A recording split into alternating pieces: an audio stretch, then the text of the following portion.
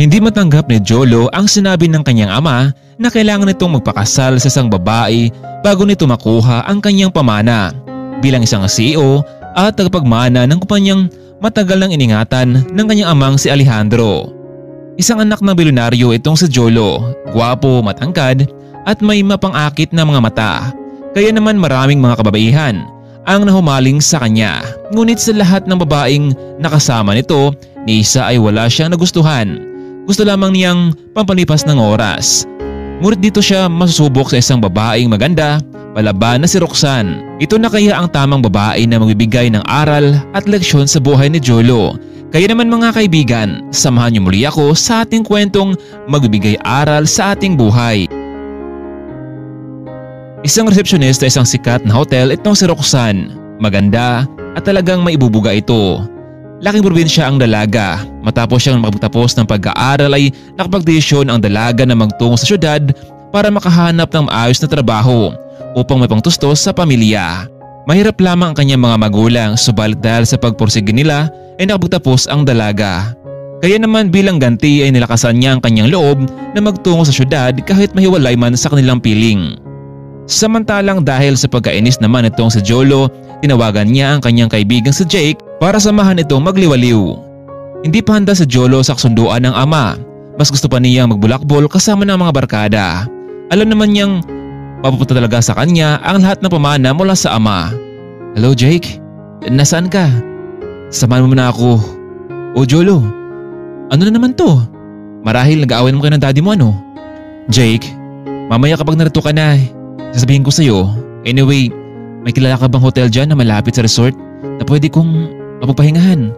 Pwede mo ba kayo book? Kailangan ko lamang magpalamig sa sarili ko. Sige Jolo, may kilala naman ako sa hotel at may sarili din ng resort. Mabuti yung ganun Jake. Sige, hintay kita dito sa bahay ha.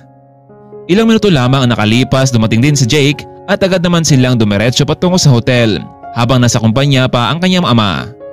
Pare, ano tong ginagawa mo? Jake, ito kasi si Dad.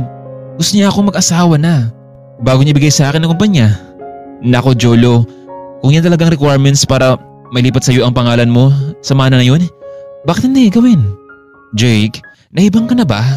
Alam mo namang wala pa akong plano na magkaroon ng pamilya, hindi ba? Yung ganyang mga bagay wala pa sa sarili ko, sa isipan ko. Isa pa, masaya pa ako bilang single at gusto kong walang magdidikta sa akin. Ayaw ko ng relasyon, lalo na sa mga babae na yan. Kung ganun pare, mukhang mahirapan tayo niyan. Ano kaya kung magbayad ka ng babae na magpanggap bilang asawa mo? Pumili ka na dun sa babaeng nakasama mo sa kama. Kung sa bagay Jake, pwede naman pero gusto ko yung matinding babae, yung tipong maniniwala si Dad sa akin. Ilang oras lamang nakalipas ay nakarating na sila sa hotel. Nasa bungad na ang dalawa habang kinakausap ni Jake ang isang receptionist. Miss, 2 person in 1 room pwede ba? Yes sir, pwede naman po. Habang may ginagawa ang dalaga sa computer ay napatitig si Jake sa kanya. Maganda ang babae, parang nagkaroon ng interest itong si Jake na makilala ito. Miss? Yes sir? May nakapagsabi na ba sa'yo na maganda ka? Nako, wala pa napagsabi sa akin yan sir. Salamat po. Ako nga pala si Jake, and you are? Sir, pasensya na, bawal kasing ibigay ang pangalan namin during office hour. Pasensya na po kayo. Sige miss, basta I'm Jake and nice to meet you. Habang kausap ni Jake ang receptionist, napatingin din dito si Jolo sa kausap ng kaibigan. Hindi niya alam kung bakit sa dami-dami ng mga babae ay napahanga siya sa kanyang kagandahan. Maya-maya lamang dumiretso na sila sa kanilang kwarto, ngunit biglang tumawag ang kanyang ama mula sa phone. Jolo, nasaan ka na? Ano? Nakahanap ka na ba ng babaeng pangasawa mo or else ako ang maghahanap ng babae para sa'yo? Dad, don't worry. May nahanap na ako. Mabuti naman kung ganun. Pero Dad, bakit mo ba ginagawa to sa akin? Jolo, kailan pa? Kung wala na ako? Sige Dad. Tatawagan na lang kita kapag may napupusuan na ako. Dahil sa pangulit ng ama, hindi may wasang pabuntong hininga ang binata dahil para sa kanya ay wala pa sa kanyang isipan ang ganung mga bagay. Pero may isang bagay ang pumasok sa kanyang isipan, ang babaeng nasa labi kanina. Jake, pwede mo ba akong samahan sa bar? Gusto ko lamang magpalamig. Jolo, alam mo, bakit ka pa kasi nag-alala sa ganyang mga bagay? Alam ko naman na marami kang babae At ngayon ka pa na problema dyan? Jake, alam mo, babae ko lamang sila, pampalipas oras. Oo nga Jolo, ang punto ko naman dito ay magpanggap sila ng asawa mo. Paniguradong hindi ka nakulitin ng daddy mo ngayon. Jake, alam mo, nakita ko noong kausap mo yung babaeng sa labi. Gusto ko siyang makilala. Tulungan mo ako makakausap siya. Jolo, alam mo bang gusto ko rin yung babaeng yun? Pare naman, tutulungan mo ba ako sa pagbibigay sa akin ng dad ko ng kayamanan? Kaya bukas kapag nakita natin ang babaeng iyon, kausapin natin. Hindi na lamang umimik si Jake sa plano ni Jolo. Tara na, samawa mo na ako, mag-bar tayo. Gusto ko munang mag-enjoy. Samantalang matapos naman ang duty ni Roxanne, niyaya ito ng kaibigang si Beverly na magtungo sa isang bar. Hindi bilang empleyado kundi bilang customer dahil off-duty nila. Gusto kasing matikman ni Beverly ang mga alak na pangmayaman katulad noong nasa ibang bansa pa ito bilang isang bartender. Kaya ngayon lagi niyang hinahanap ang lasa ng alak. Ngunit ayaw man itong si Roxanne ay pumayag na lamang bilang respeto sa kaibigan. Beverly, hindi ba high class ang mga ito? Roxanne, alam mo, kahit gaano pa kamahal mga alak na yan basta gusto ko, titikman ko. Bakit ang mayaman lang ba ang pwedeng uminom nito? Pwede rin tayo, di ba? Beverly, lasing ka na yata eh. Tara na sa apartment natin. Samantalang sa kabilang mesa naman, hindi nila mapansin ang may dalawang lalaki na kanina pa nakatingin sa kanilang dalawa. Narinig kasi ng mga ito ang pinasabi ni Beverly at ngayon medyo masama na rin ang tingin nito sa kanila. Miss, mukhang naalala kita. Hindi ba ikaw yung receptionist sa hotel kanina? Yes sir, pero naka-off duty mo kami. Ito kasing kaibigan ko. Kumakati naman lalamunan eh kapag hindi daw makainom ng alak. So ngayon, pwede na bakit na makilala? Kasi naka-off duty ka na, hindi ba? I'm Jake and you are? Ako nga pala si Roxanne and this is my friend Beverly. Nice to meet you both of you, Roxanne. Anyway, this is my friend Jolo. Napatitig muli si Jolo sa babaeng kausap ni Jake at bumulong ito sa kanya. Pare, mukhang nakita ko na siya, diba? Gusto ko siyang babae na magpanggap sa akin na asawa ko. Gawin mong paraan para mapapayag mo siya. So, nice to meet you Miss Roxanne and Beverly. Matagal na ba kayong natrabaho dito sa hotel na to? 3 buwan na po ako sir. Ito naman si Beverly, galing sa abroad. Gusto lamang niya mag-enjoy sa buhay kaya nagtrabaho dito. Alam mo Miss Roxanne, kung hindi mo masamain, gusto lang kitang tanungin kung magkano ba ang sahod niyo dito? 20, 30k?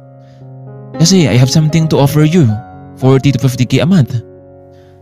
Hindi magpaniwala itong si Roxanne sa offer ng lalaki at narinig din ito ni Beverly.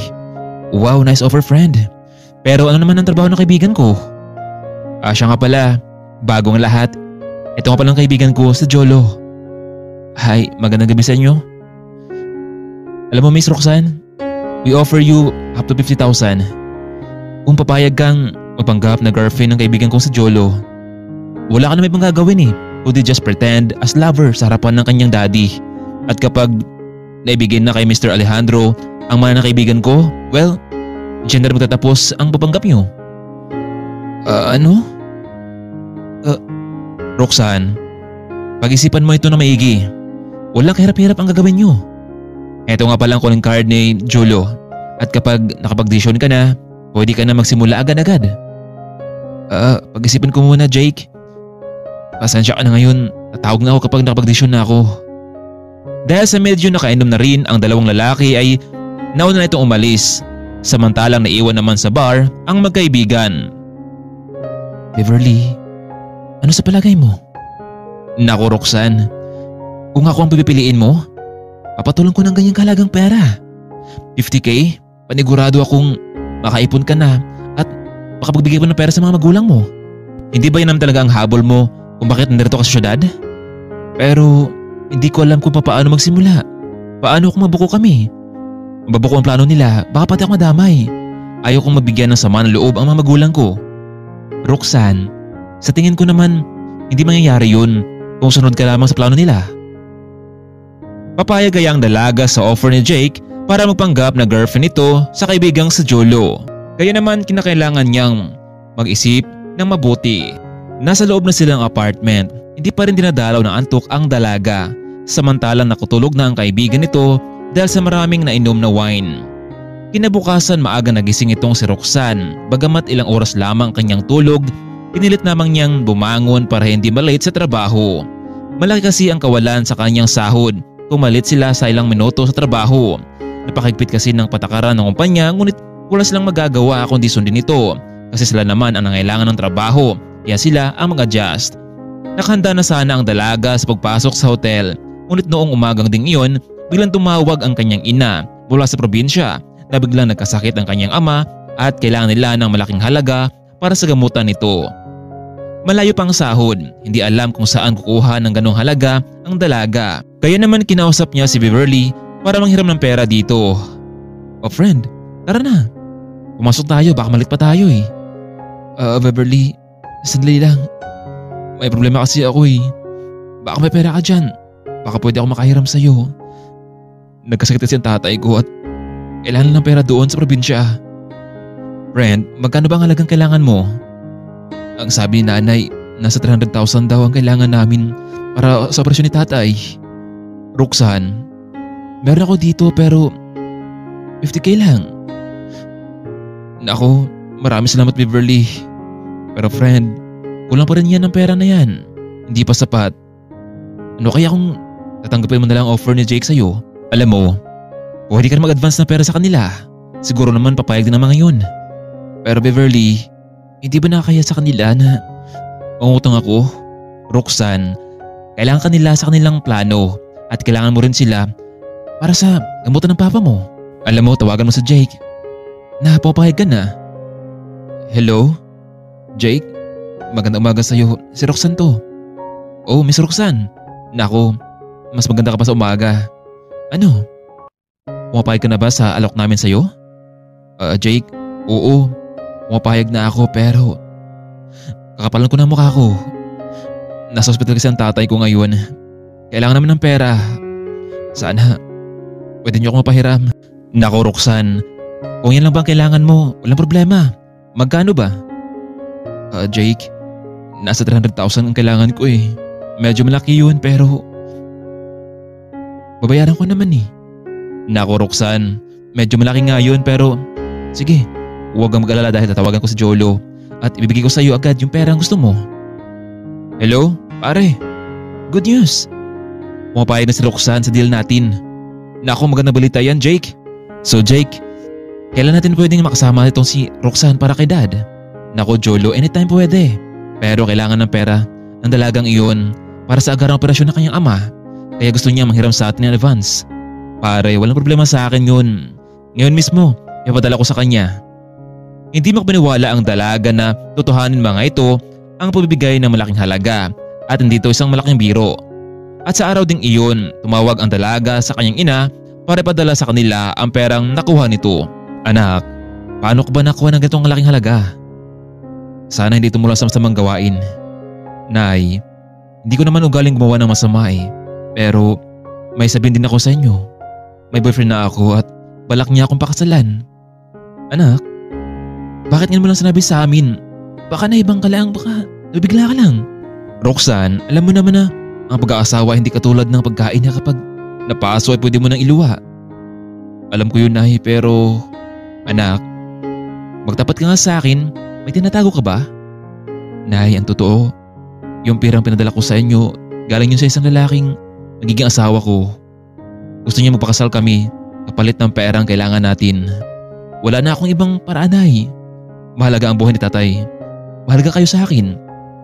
"Roxanne, kahit hindi mo nagawin yun, pero Nay, nagkasundo na kami at hindi na pwedeng baliwain pa ang lahat ng yun. Pasensya ka na anak, ikaw tuloy ang nagsakripisyo para sa amin dalawa ng tatay mo. Nay, alam ko namang ginagawa niyo ang lahat para sa akin. Anak, kailan ba ang kasal niyo? Nay, pag-usapan pa ng pamilya, baka kapag okay na si tatay, pwede rin dumalo." "Roxanne, baka hindi kami makadalo ng tatay mo. Depende kung matapos ang operasyon at makalakad siya. Pero anak, basta kung may problema ka, tawagan mo lang kami ha." Hindi na nga pinatagal pa ang operasyon. Mabuti na lamang at agaran itong naaksyonan, kung hindi ay baka huli na ang lahat. "Hello, Roxanne? Si Jolo to. Magbihis ka na dahil Susunduin kita sa apartment niyo. Ganun ba? Nasaan ka pala si Jake? Roxanne, bakit si Jake ang hinahanap mo? Ako ang makasama mo. Papakilala kita kay Dad bilang girlfriend ko. Laking gulat ni Roxanne sa kanyang narinig. Mukhang naging mali pa yata ang kanyang naging desisyon na magpakasal sa lalaking iyon dahil hindi niya kabisado ang ugali nito. Sige Mr. Jolo, maghintay ako dito sa bahay. Sa mga oras na iyon ay nagbihis na rin itong si Roxanne, samantalang siya lang naman ang naiwan sa apartment dahil nasa duty na itong si Beverly. Kinakabahan ang dalaga dahil ipapakilala siya sa kanyang ama ni Jolo at magpapanggap silang tunay na magkasintahan. Hindi niya alam kung ano ang gagawin dahil ito kasi ang unang pagkakataon na mangyari sa kanyang buhay. Inamin niya noon, nung kolehiyo pa lamang siya ay maraming gustong manligaw sa kanya, lalo na yung kaklase niyang ngayon ay isa ng doktor. Pero dahil takot pa ito noon at hindi pa handa sa anumang relasyon, kaya naman pilit niya itong iniiwasan hanggang sa nakapagtapos sila sa kolehiyo at nagtungo sa Jamie sa ibang bansa. Hello Dad, asan ka na? Gusto kitang makausap. Jolo, sana maganda ang babalita mo sa akin.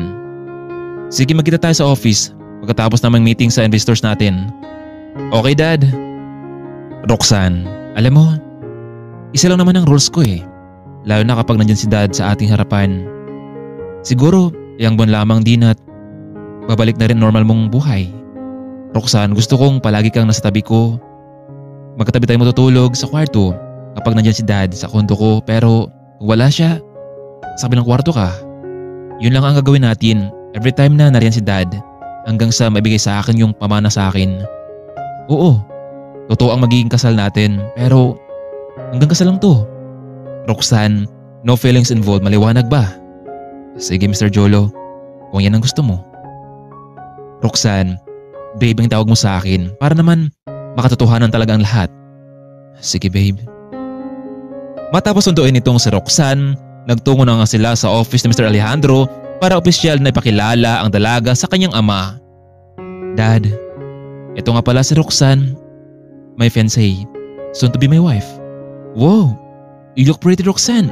Welcome to the family. Hindi inasahan na mas excited pa pala itong si Alejandro na makita ang magiging asawa ng kanyang anak. Wow, ang ganda naman ng magiging asawa ng anak ko. Hindi ka nagkamali Jolo. Kailan ba ang kasal para naman ihanda ko na ang lahat?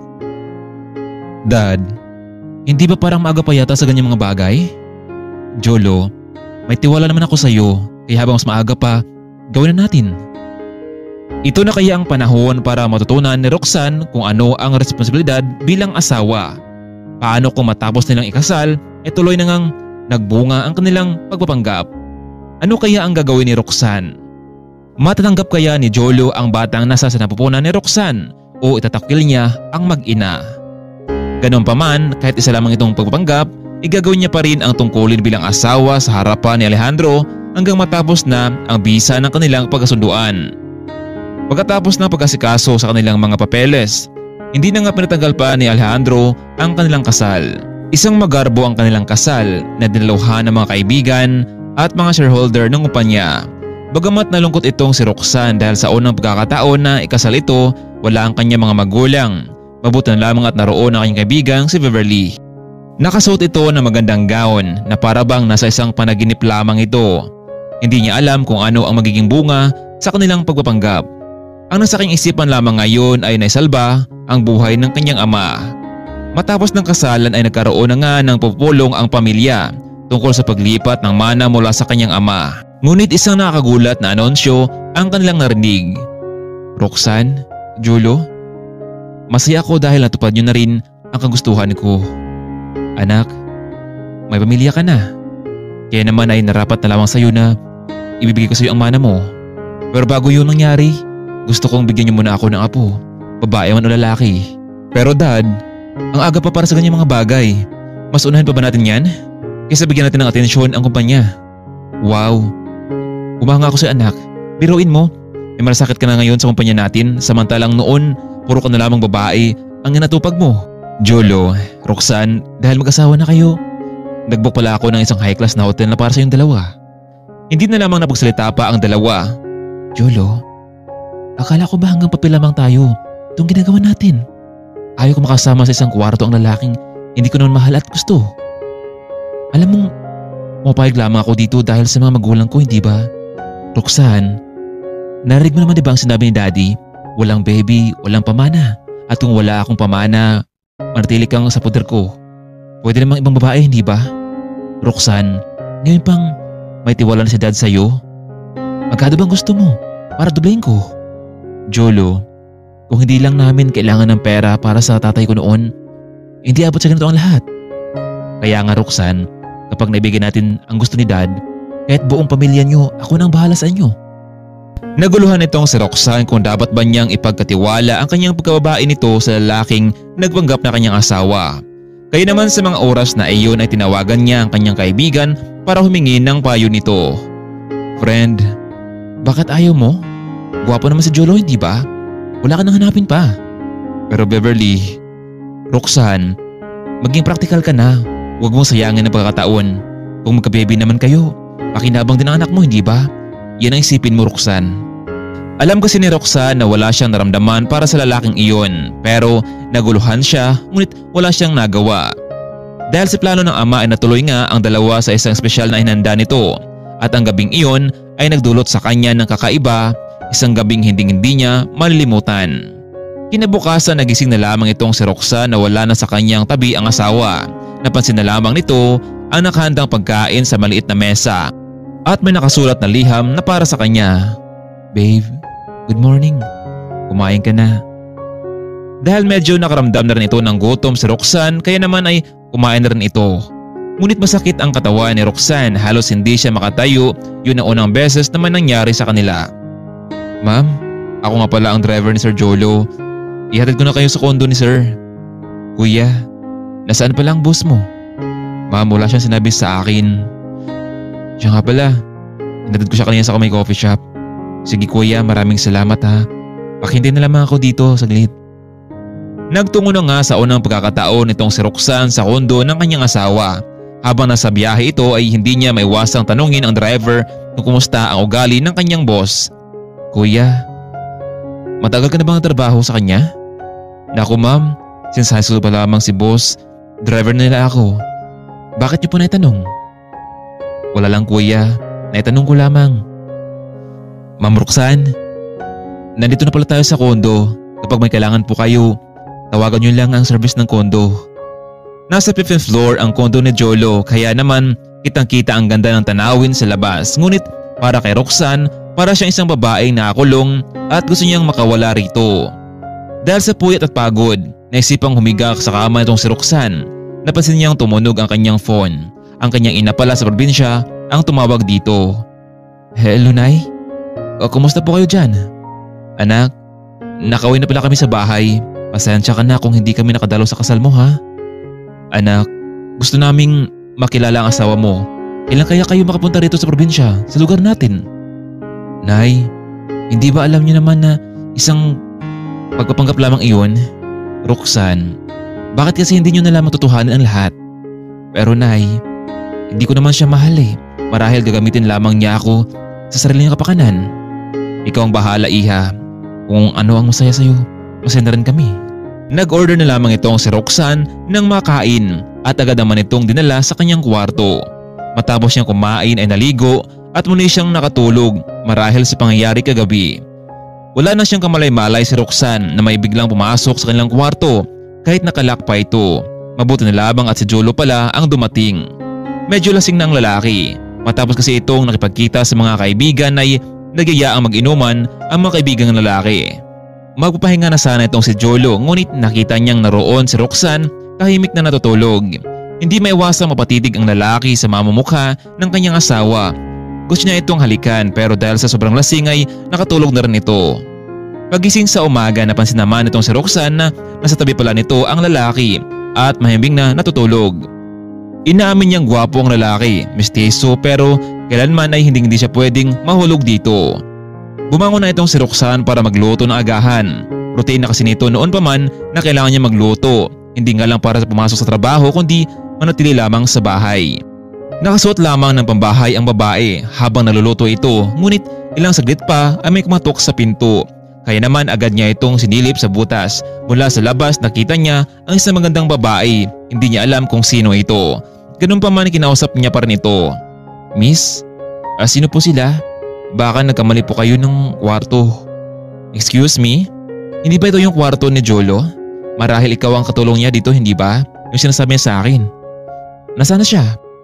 Baka pwede akong pumasok dyan. Miss, hindi po pwede. At bakit naman hindi pwede? Galing pa ako sa biyahe. Pagod ako. Hindi mo ba alam na kung sino ako? Ako lang naman kasi ang fiancé niya. At katulong ka lang dito, hindi ba? Kaya naman, papasukin mo na ako dyan. Jolo, I'm here. Open the door please. Miss, hindi nga pwede. At bakit nga? Sino ka ba? Ako nga pala ang... Maya-maya bigla na lamang nasa likuran na itong si Jolo. Roxanne, ako nang kakausap sa kanya. Honey, Jolo, bakit hindi niya ako pinapasok? Hindi niya ba alam kung sino ako? Bridget, bakit hindi ka nagpasabi sa akin para naman masundo kita sa airport? Honey, gusto kitang surpresahin eh. Anyway, sino ba itong babaeng ito? Bridget, kasama ko lang siya dito sa bahay. Halika, pumasok ka muna. Biglang niyakap ni Bridget ang lalaki at nagulat ito ni Roxanne. Honey, na-miss kita. For almost 2 years tayong hindi nag-kita. Ang sabi mo kapag nakauwi na ako dito sa bansa ay magpapaksal na tayo. Bridget, calm down, relax. Kumain ka na ba? Roxanne, pwede mo ba kaming ihanda ng pagkain? Oo. Nagluto na kasi ako. Sige, maghanda lang ako ng pagkain para sa inyo. Wait honey. Isasabi mo sa atin niya katulong mo? Alam ba niya ang ginagawa niya? Katulong naman siya dito, hindi ba? At dapat maghintay siya kung kailan tayo matatapos. Ano kayong sa labas tayo kumain? Para naman masuluran kita. Roxanne, sa labas lang kami kakain ha ni Bridget. Kumain ka na, okay? Umalis na ang dalawa. Hindi alam ni Roxanne ang gagawin na may tinatago palang sekreto itong si Jolo sa kanya. Inasahan niya pa naman na single ito at walang sabit. Ano kaya ang sunod na hakbang ni Roxanne? Manatili pa kaya ito sa kondo? Sasabihin kaya niya kay Mr. Alejandro na may dati na pala itong nobya? Ang masakla pa dito ay tila hindi siya nito ipinakilala bilang asawa kundi isang kasambahay. Mag-isa lamang sa kondo itong si Roxanne dahil nasa labas ang dalawa, mukhang nag-enjoy pa sila sa kanilang pagkikita. Kaya naman siya na lamang ang kumain na mag-isa. Gusto niya sanang tawagan itong si Mr. Alejandro sa kanyang natuklasan ngunit ayaw niya lamang ng gulo. Kung sa bagay ay nagpanggap lamang silang mag-asawa at sa oras na matapos na ito ay uwi na siya sa kanilang probinsya. Maya-maya lamang may kumatok sa pinto. Inakala niya na muli nang bumalik itong si Jolo pero laking gulat niya dahil ito pala si Mr. Alejandro at hinahanap silang dalawa. Dad, kanina pa ba kayo dyan? Pasensya na kayo ha kung hindi kita napansin agad. Roxanne, nasaan nga pala si Jolo? Ayun dad, kakalabas lang. Hindi ba nakita sa labas? Hindi Roxanne. Anyway, pasabi na lamang sa kanya na dumalaw ako at bukas kailangan kayo sa opisina bukas. Okay dad, sabihin ko sa kanya. Para wala nang gulo pang mangyari, hindi na lamang pinagtapat ni Roxanne ang totoo sa kanyang ama. Hinayaan na lamang nito na siya mismo ang makadiskubre. Mula umaga at ngayon malapit ng gumabi, wala pa ring Jolo ang dumating sa kondo. Kaya naman mag-isa na lamang itong kumain. Dahil wala siyang ginagawa, naisipan niyang tawagan ng kaibigan para naman may mapagsabihan siya sa sama ng kanyang loob. Hello, Beverly? Nakauwi ka na ba? Hello friend, eto na nga at malapit na ako sa apartment natin noon. Pero may dapat ba akong malaman friend? Roxanne? Beverly, tungkol saan naman? Roxanne, nakita ko si Jolo sa isang coffee shop. Pero bakit meron siya ibang babaeng kasama? Hindi ba ikaw dapat ang asawa niya? Beverly, alam mo naman di ba kung ano ang pultulo nitong lahat? Hindi ba nagpanggap lamang kami dalawa at wala akong magawa doon? Roxanne, sana matapos na ang iyong paghihirap. Sana matapos na ito lahat para naman matahimik ka na. Pero paano kung malaman ito ni Mr. Alejandro? Bahala na Beverly, hindi ko alam. Matapos mag-usap ang magkaibigan ay nagtungo na itong si Roxanne sa kanyang kwarto para matulog. Lagi niyang napapansin na palagi siyang inaantok kahit sapat naman ang kanyang tulog. Minsan naman ay naduduwal ito at isa pa niyang pinatakhan hindi siya dinatnan ng buwan ng dalaw. Isa ngayon sa pumasok sa kanyang isipan na baka dali lamang ito. Pero mas naumuo ngayon sa kanyang isipan na baka ibuntis siya. Kaya naman tinawagan niya ang kanyang ina para kausapin ito. Roxanne, medyo gabi na pero mabuti at napatawag ka sa amin. Ano, may sadya ka ba? Nay, may itatanong lamang ako sa inyo. baka alam niyo ito. Nito kasi nakarang araw na lagi akong naantok at naduduwal. Naku Roxanne, kailangan mo na magpa-check up, baka kung ano na yan. Isa pa, baka nagdadalang tao ka na. Naku anak, sa wakas. Pero Nay, alam niyo naman di ba na hindi ito tunay na pagsama namin dalawa. Isa lamang itong papanggap. Roxanne, kung ano man yan, kung gusto mo, umuwi ka na dito sa atin. Mas maigi pang malagaan kita ng maayos dito kasama ng tatay mo. Di bali na mahirap tayo, basta masayang pamilya, hindi ba? Tama ka Nay. Siguro nga, yun talaga ang buhay ko, hindi ba? Anak, teka lang. Parang hindi ko yata narinig ang boses ng asawa mo. Nay, wala siya dito ngayon. May lakad siyang mahalaga. Matapos na kanilang tawag ay natulog na itong si Roxanne, pero maya-maya lang din ay lagi itong nagigising. Marahil ay gumugulo ang kanyang isipan. Paano kung totoong buntis siya? Marahil ay makakuha na ni Jolo ang kanyang matagal nang hinintay na mana at pwede rin siyang makauwi sa kanilang probinsya. Kinabukasan walang Jolo ang umuwi sa kondo, kaya naman ay paniguradong kasama nito ang babaeng dati niyang kalaguyo. Nagbihis na itong si Roxanne. Hindi na siya pupunta sa office dahil wala naman si Jolo. Kaya naman naisipan niyang magtungo na lamang sa ospital para magpa-check up. Nasa bungad na ito ng elevator si Roxanne, ngunit pagbukas nito nakita niya si Jolo papalabas mula sa loob. O Roxanne, saan ang punta mo? Ang sabi kasi ni Daddy, pupunta tayo sa office niya ngayon pero hindi ko naman alam kung saan lupalop ka napunta. Kaya naisipan ko na lamang na ako na pupunta roon. Nasaan pala ang fiancé mo? Siguro naman masaya ka kasi narito siya ngayon, di ba? Pwede ba Roxanne? Hinaan mo yung bibig mo? Oo, nagkasama kami kagabi pero sa bahay ng kaibigan namin. Pero naiwan siya roon ngayon. Hindi ba ang sabi niya papakasalan ka niya? Bakit hindi na lamang siya ang totoo mong mahalin at pakasalan? Para naman wala nang papanggap ang nangyari. Jolo, mag-divorce na tayo para naman makauwi na ako sa amin kasama ng mga magulang ko. Roxanne, ano ba pinagsasabi mo? Hindi ba? Mahal niyo naman ang isa't isa, hindi ba? Roxanne, tumahimik ka. Hawak pa na kita sa liig. Kung hindi dahil sa akin, hindi mo mapapagamot ang tatay mo. Kaya tumahimik ka dyan. Maghintay ka kung kailan ko gusto. Sige na, dumaris na tayo sa kumpanya para naman malaman natin kung ano sabihin ni Daddy. Habang kasalukuyan silang nasa loob ng kotse, bigla na lamang nagduwal ang babae. Roxanne, ano nangyari? Wala to, medyo masama lang talaga ang pakiramdam ko. Hindi ba ang sabi ko sa'yo, huwag mo babayaan sarili mo. Lahat ng kailangan mo sa kondo na. Pagkatapos natin mag-usap ni Dad, sumakay ka na naman ng taxi dahil may papuntahan pa ako. Dad, narito na kami. Mabuti naman iho, Roxanne. Tamang-tama ay may mahalaga tayong pag-uusapan ngayon. For the meantime, papakilala ko kayo sa buong team. Na kayong dalawa na ang magiging tagapagmana sa lahat ng ari-arian ko. Napayok ko na lamang itong si Roxanne.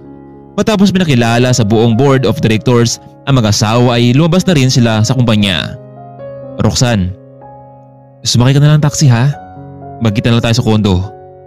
Naunang umalis itong si Jolo habang pumapara naman ng taxi ang babae at pumunta ito ngayon sa ospital. Gusto niyang malaman ang lahat ng kanyang katanungan. Nasa labas na ito ng ospital itong si Roxanne. Kinakabahan siya sa maging resulta nito. Mabuti na lamang at agad siyang inasikaso ng mga doktor, ngunit sa hindi niya inasahan, nasa harapan niya ngayon ang lalaking matagal niyang gusto noon. Si Dr. Jamie, ang dati niyang kaklase sa high school. Hi, nice to see you again, Miss Salvador. Jamie? Roxanne, mabuti naman at kilala mo pa ako. Jamie, akala ko ba nasa ibang bansa ka ngayon? Oo Roxanne, pero mas gusto ko pang dito sa bansa natin magsilbi. So, may asawa ka na pala Roxanne, ha? Paano mo nalaman, Jamie? Ito nga pala yung resulta ng check-up mo and you are totally pregnant. Congrats, magkakababy ka na. Jamie, sorry kung nabigaw kita noon.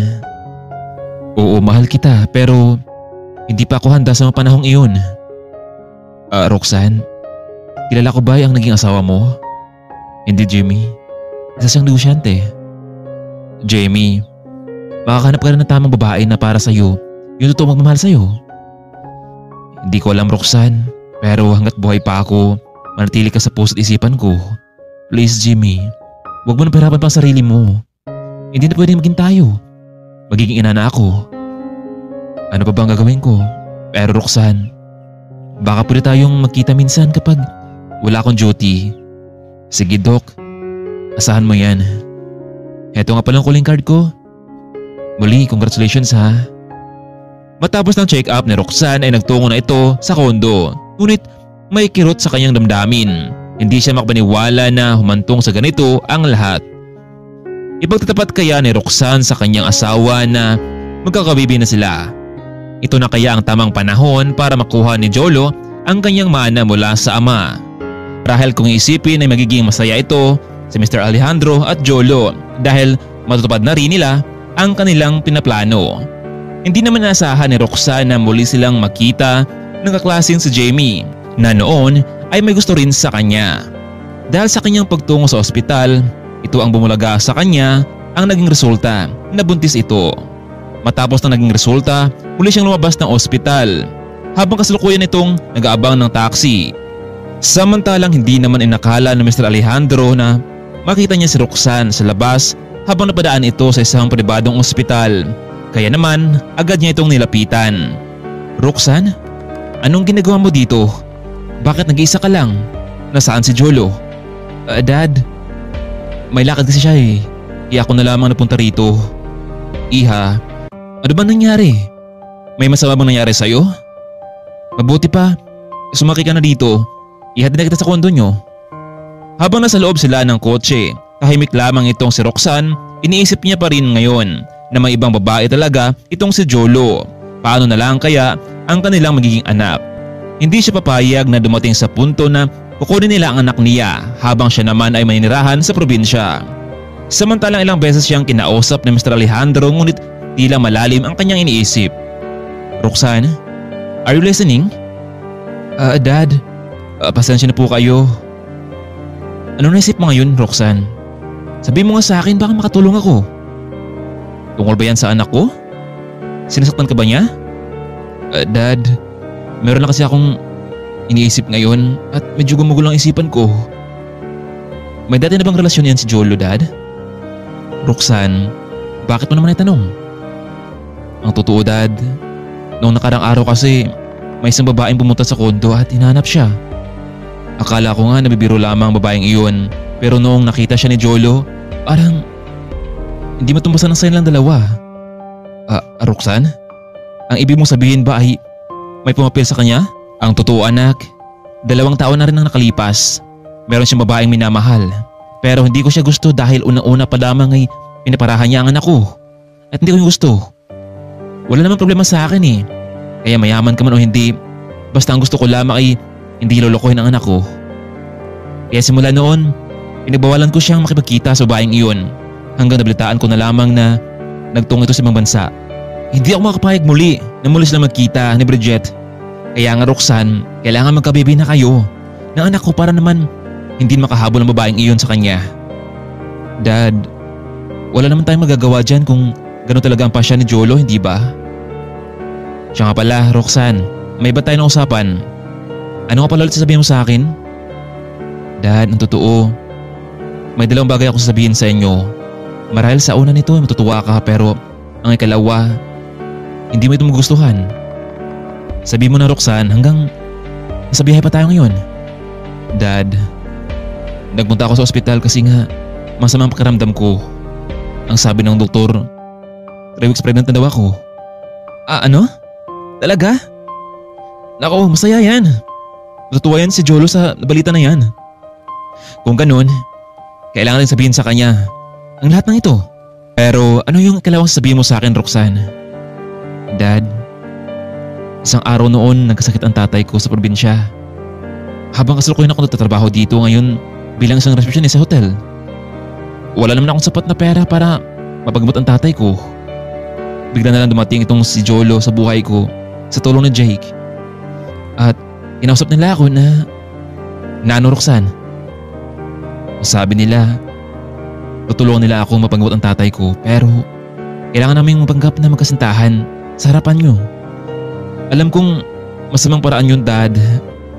Niloko kita. Niloko ka namin ni Jolo para lang makuha namin ang kayamanan na sa'yo. Sorry, Dad, kung nagawa namin yun sa inyo. Alam kong hindi niyo ako mapapatawad. Roxanne, ang ibig sabihin ba nito? Nagkasundo kayo para samahan ako? Dad, hindi ko naman ginusto yun. Kung hindi lang nagkasakit ang tatay ko sa probinsya, paniguradong hindi ko naman yun gagawin eh. Ang totoo, natutunan ko na rin mahalin si Jolo. Pero kung magiging sagaba lang ako sa kanilang dalawa, mas mabuti pa sigurong umuwi na ako sa probinsya namin kasama ng anak ko. Pasensya na ulit, Dad.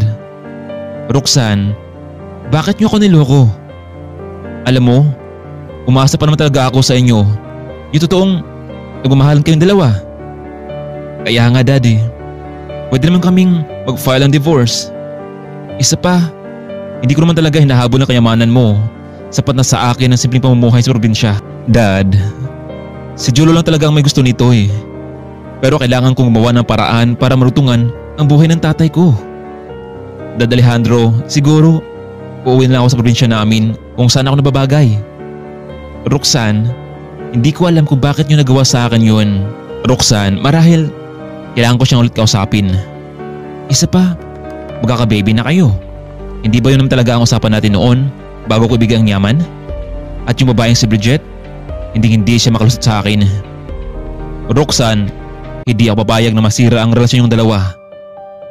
Nang nakarating na itong si Roxanne sa kondo, tinawagan naman ni Mr. Alejandro ang kanyang anak para magkausap silang tatlo. Hello, Dad. Anong kailangan mo? Nasaan ka, Jolo? Gusto kitang makausap. Dad, nandito ako sa kondo. Talaga, Jolo? Paano kung sabihin ko sa iyo na kasama ko ngayon si Roxanne sa kondo nyo? Umuwi ka ngayon din, mag-usap tayong tatlo. Marami kang dapat ipaliwanag sa akin. Sige, Dad. I'm on my way. Medyo hindi naging maganda ang pakiramdam ni Alejandro dahil nakuha pa nitong mang babae kahit na nariyan na si Roxanne at magkakababy na sila. Kalating oras ang nakalipas, dumating na nga itong si Jolo. Dad, nandito na ako. Jolo, marami kang dapat ipaliwanag sa akin. Bakit hanggang ngayon nagkikita pa rin kayo ni Bridget? Akala ko ba si Roxanne ang asawa mo? Dad, may kailangan kang malaman tungkol sa amin dalawa ni Roxanne. Alam ko na, Jolo, nagwanggap lamang kayo dalawa, hindi ba? Para makuha ang yaman ko? Hindi ko naman tuloy ito. Ang pangako ko sa'yo. Dad, ginagawa ko naman ang gusto mo, hindi ba, Dad? Sinong magmana ng pamana ko? Si Roxanne? Come on, Dad. Walang ibang mamana dito kundi ako lang. Jolo, ngayon mo sabihin sa akin, pumili ka. Sino ba talaga kay Bridget at Roxanne ang pipiliin mo? Kung kay Bridget ka, pera lang habol niya sa'yo. O kay Roxanne ka, magiging masaya ka. Magiging ama ka na. Ano? Dad, ano ibig mong sabihin na papiliin mo ako? Oo. Jolo, buntis si Roxanne. Kaya siya ang piliin mo. Dad, hayaan niyo na kasi ako. Tama siya, Dad. Hayaan niyo na si Jolo kung saan siya masaya. Kung pipiliin niya si Bridget, ayos lang sa akin yun, Dad. Uuwi talaga ako sa probinsya namin. Tingnan mo, Jolo. Hindi ka ba naawa sa mag-ina mo? Sa apo ko? Kung hindi mo sila pipiliin, mas mabuti pang wala kang mana matanggap sa akin. Ibibigay ko lahat yun sa apo ko at hindi ka makinabang dito. Kahit kaunti, wala ka bang pagtingin kay Roxanne? Dad, hindi ko alam kung mag-ibig itong naramdaman ko sa kanya. Pero Jolo, gakaanak na kayo, sana isipin mo ito ng maraming beses. Alagaan mo si Roxanne sa oras na may masamang nangyari sa kanya. Pati sa magiging apo ko, hindi kita mapatawad. At kapag may mangyari sa kanya, huwag ka na mapakita sa akin. Sige na, alis na ako. Jolo, kausapin mo yung babae mo na huwag siya manggulo sa buhay na may buhay. Umalis na itong si Alejandro sa kondo. Kaya naman, silang dalawa na lamang ang naiwan.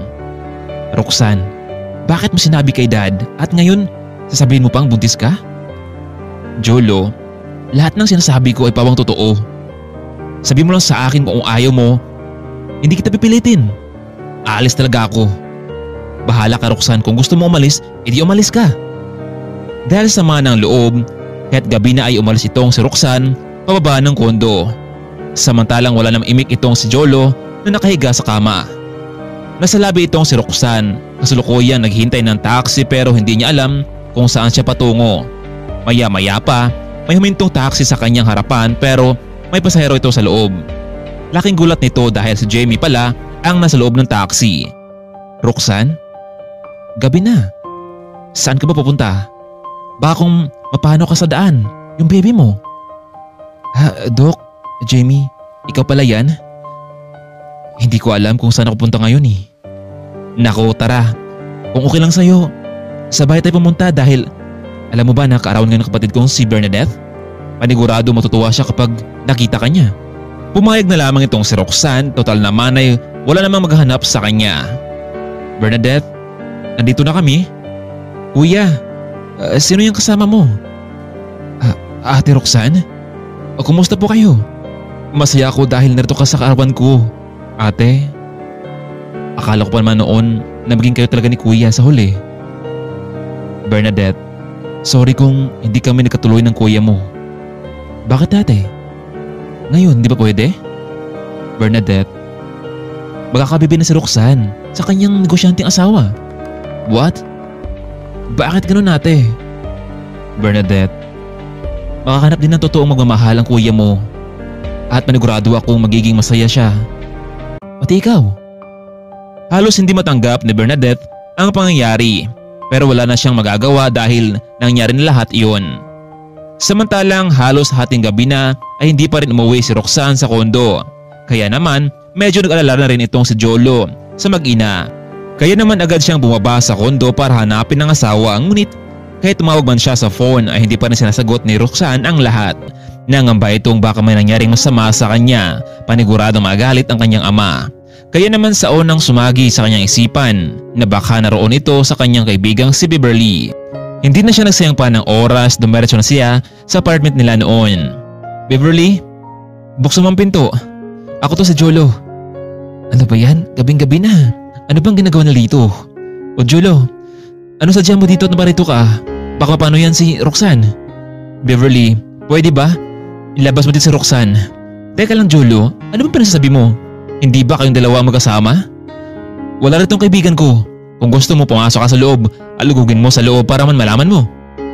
O baka naman, umuwi na siya ng probinsya. Matagal nang gusto umuwi doon kasi nga wala nagmahal sa kanya dito. Hindi ito maaari. Beverly, alam mo ba kung saan siya nakatira? Nako Jolo, hindi ko naman talaga natanong sa kanya kung taga saan siya. Nagkakilala kami sa trabaho lamang. Bakit hindi mo na lang tawagan? Kanina nga tinawagan ko kanina pero ayaw niyang sagutin eh. Jolo, hindi ko rin talaga alam kung paano siya makakausap. Siguro bibigyan mo siya ng tamang panahon pa para makapaisip. Sige na Beverly, aalis na ako. Pasensya ka na sa abala ko. Muli lang nagtungo si Jolo sa kanyang kondo. Mas lalo siyang naguguluhan kung sino ba talaga ang dapat niyang piliin. Nakasakay na sa elevator ang lalaki. Lumabas ito sa 15th floor. Laking gulat niya ng gabing iyon dahil naroon din si Bridget naghintay sa kanya. Babe, kaya na pa ako dito naghintay sa'yo. Tinatawagan kita pero hindi mo naman sinasagot. Tsaka kumatok ko sa pinto ninyo pero wala namang nagbukas dito. Wala yung katulong nyo. Bridget, para saan pa talaga ito? Ang lahat ng ginagawa mo ito sa akin. Jolo, wala na akong ibang hangad kundi ang makasama ka. Talaga? Kahit mawala na sa akin ang yaman ko? Baka naman ilang buwan lamang ay aalis ka na. Jolo, ano ibig mong sabihin? Hindi ba ikaw naman ang anak niya? Mr. Alejandro? Pwera na lamang kung meron siyang anak sa labas. Ako lang anak niya, Bridget. Pero naguluhan akong pumili sa inyo. Jolo, anong nahirapan kang pumili? Gusto ko munang magpalamig, Bridget. Yung mag-isa lang ako. Bakit Jolo?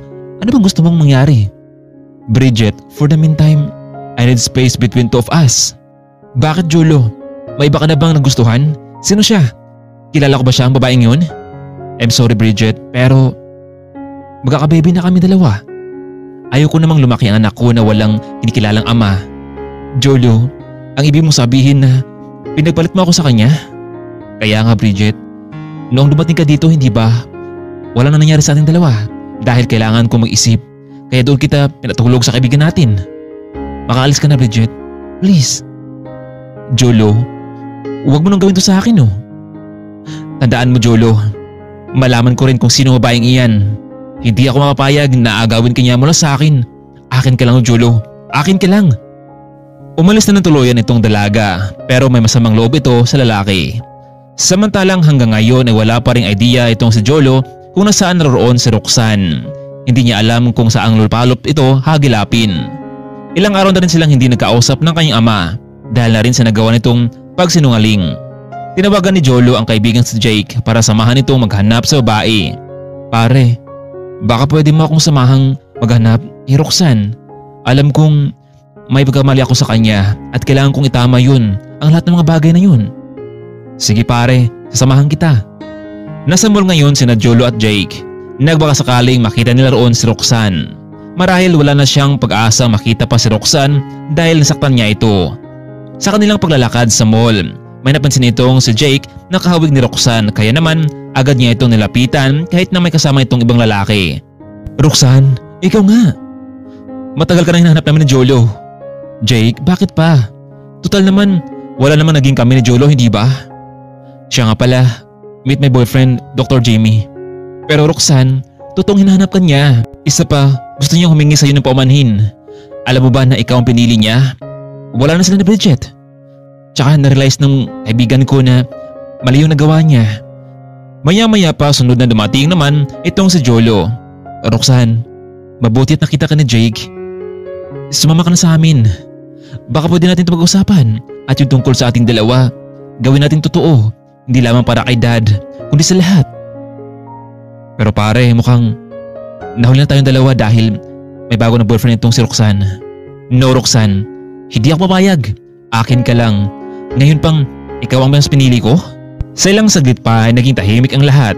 Ngunit bigla na lamang din sila nagulantang sa babaeng nasa kanilang likuran. Hindi alam ni Jolo at Jake na sundan pala sila ni Bridget at ngayon alam na ni Bridget kung sino ang babaeng kanyang nagugustuhan. Walang hiya ka. Ikaw palang katulong ka ang balak na umagaw sa boyfriend ko? Magsisisi ka kung bakit ako pa ang kinalaban mo. Bigla niyang hinawakan si Roxanne sa buhok at sinabunutan ito. Aray, nasaktan ako. Ano ka ba? Bitawan mo ako. Bridget, tama na yan. Ano ba? Dahil sa sobrang galit ni Bridget ay bigla na lamang niyang itinulak itong si Roxanne na naging dahilan para siya ay ma-outbalance at tuluyang natumba sa sahig. Kaya ngayon, ito ang naging dahilan para magdurugo itong si Roxanne. Jake, bilis. Ihanda mo ng sasakyan ko. Buhatin ko naman si Roxanne. Dadali natin siya sa ospital. Tandaan mo ito Bridget ha. Kapag may nangyaring masama kay Roxanne, sa magiging anak ko, hindi kita mapapatawad. Pero Jolo, hindi ba nangako ka sa akin? Pwede ba? Wala naging tayo Bridget. Samantalang labis din naman ang pag-alala ni Jamie sa kaibigang si Roxanne. Pare, sasama na ako sa inyong dalawa. Ako nga pala si Dr. Jamie. Ang totoo niyan, hindi niya ako boyfriend. Inamin sa akin ni Roxanne na meron siyang gusto sa'yo pero hindi mo naman pinapansin eh. Kung ganun Dok, tara samahan niyo ako. Nagbadali silang sumakay ng sasakyan at nagtungo sa ospital kung saan nasahin itong si Jimmy. Mabuti na lamang at walang naging epekto ang pangyaring iyon sa sanggol na dinadala ni Roxanne. Lahat nga ay nag-alala sa pangyaring iyon. Dok, maraming salamat nga pala sa tulong niyo ha. Jolo, alam mo, maswerte ka kay Roxanne. Alam mo bang matagal ko na siyang nililigawan noong nasa high school pa lamang kami pero ang sabi niya kailangan niya munang magtrabaho at tumulong sa kanyang mga magulang. Pero ngayon di ko alam kung bakit siya napunta sa iyo. Jolo, please, alagaan mo si Roxanne. Hayaan mo Jimmy, kahit hindi mo man sabihin, gagawin ko talaga yun dahil para sa mag-ina ko. Alam mo, mahal ko silang dalawa. Hindi ko nahayaan pa na mayroong taong manakit sa kanila. Napayo ko na lamang itong si Jamie. Samantalang labis naman ang sayang naramdaman itong si Alejandro dahil walang masamang nangyari sa kanyang magiging apo. Nagkaaminan ang dalawa na gusto nila talaga ang bawat isa. Dahil doon, napagpasyahan ni Jolo na magpakasal silang muli bagamat natapos na ang kanilang kasal noon. Pero gagawin nila itong muli ng maayos. Samantalang nakadalo naman ang mga magulang ni Roxanne sa ikalawang pagkakataon at nakakilala ang buong pamilya. Samantalang muling bumalik naman itong si Bridget sa ibang bansa dahil hindi niya tanggap na natalo siya sa labanan pagitan sa pag-ibig ni Jolo. Isa pa, hindi na siya binigyan pa ng pagkakataon na makapalapit sa lalaki. Lumipas ng ilang buwan, tuloy na ngang iniluwal ni Roxanne ng isang batang babae at dahil sa pangyayaring iyon, napagpasyahan ni Alejandro na ibigay na nito sa anak at pamilya ang mahalagang pamana sa kumpanya. Alam niyang dahil kay Roxanne ay magiging maayos at responsable ang kanyang anak. Bagamat may masasamang pangyayari sa bawat isa noon, natuto sila magpatawad at binigyan ng pagkataon ang bawat isa na may tuwid ang pagkamaling iyon. Sa ngayon mas naging matatag ang pundasyon ng kumpanya dahil na rin sa tulong ng bawat isa. Minsan sa buhay natin, yung tipong akala mo ay wala ka ng pag-asa sa buhay, yung tipong huli na ang lahat para sa'yo, pero ang totoo hanggat may buhay, kaya pa nating itama ang lahat. Mga kaibigan, hanggang dito na lamang po. Maraming salamat sa inyong walang sawang pagsuporta sa ating munting channel. Lagi po tayo mag-iingat sa mga sulok ng mundo. Maraming salamat at paalam.